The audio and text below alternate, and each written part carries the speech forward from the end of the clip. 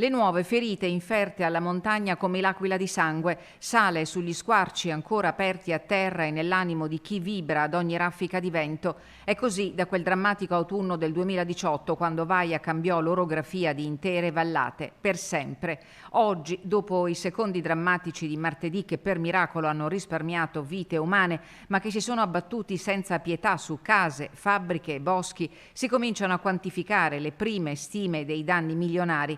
Il presidente della regione Luca Zaia non ha aspettato un minuto di più per dichiarare lo stato di emergenza esteso da questa mattina a tutte le aree del Veneto flagellate dalla grandine.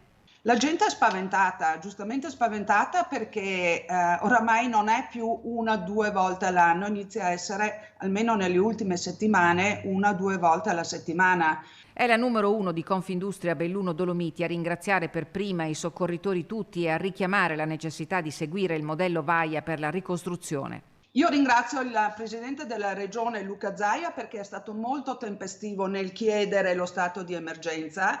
Noi però, siccome ci sono molte ferite aperte, c'è stato il Vaia, ma non è che noi abbiamo ancora superato il Vaia. Noi abbiamo bisogno assolutamente in montagna di interventi concreti e di interventi veloci.